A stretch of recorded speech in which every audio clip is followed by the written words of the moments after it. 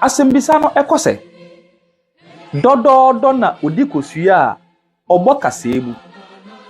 Anu yi a efata eye bi. Obanyansafo. Ye ka ne nyina bomu a obanyansafo na odi kosua obo kasemu. Eyampa. Nanso wonim se empanyimfo ewo bebi a wobu ne se obi enni kosua emmo kasemu. Na afei eba no sen na onyansafo de wadi kosua ebo kasemu yi.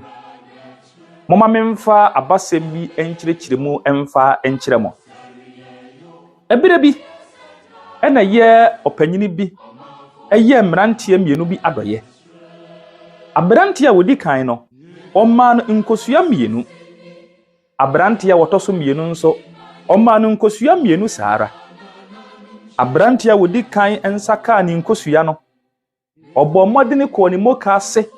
ekope ne nkyene okope ni jenne okope eye nanwa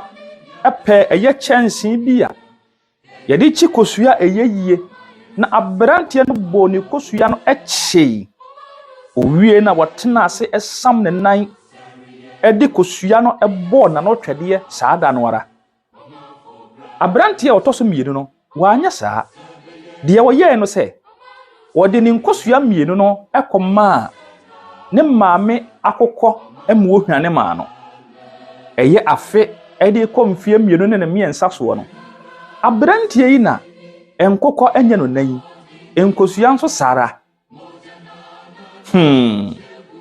Afe yehun sonson ya eda emrantie mienu no entem de wodi kan no ya abrantie bia odi ni kosua no wo hwara na wonya na nigie eye britia waabi na abrantie otoso mienu ne de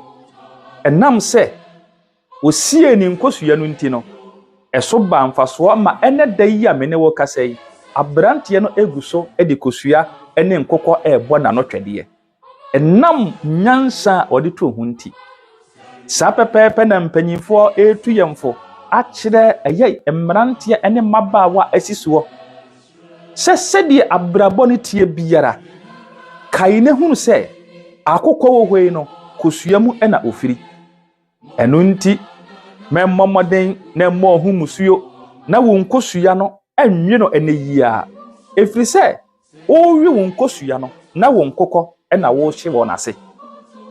abrabo sedi etie eno no se wo ye adwuma bia emfaso nketenkete a efiri mu a eba no memfa ni nyina enwasa wosirim memfa ni nyina empem wanotwede memfa ni nyina enye adwonkosem nemom bomodin se ubesie bi na akina bi no eso ebeso aba bebiri ede amaw ebia awade bi na wowo mu a awade no enipa bi nsem a wo ka etuetue waso ama wo hunu de wonye wosi wunya ubegya awade no ho na wakọ da bi minua bema memmo hu musuo entu saa na mo no mentietie nipa bi ma no wachi ema wade pa bi enhwere wo bomoden tena ho na onyankopon a wodom odasani no akina bi afie se nne me hye obo se wawade no ebeye nkunimdie na ebeye mfasode ede yamawo obi tena na adwuma ho ene dai adwuma na be mane mfaso bebere emwanya bi emenani gie awie ne payiye abrabo no mu no bibia ya abotere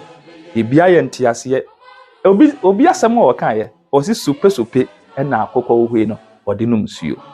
hwe ewiase sensio no etogidigidi ya wanhwe yankura no kura no enyema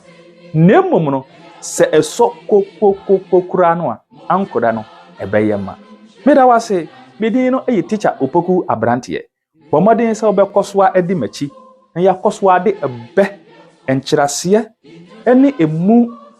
empensemu a etise yie ede abrawo koswa edi machi uwi a piepia so ma obi no so nsanka bi wate na ye nyina no yensua ade makrawo nyame ya adomo a na wotwe sende ye besan ehia bio bye bye.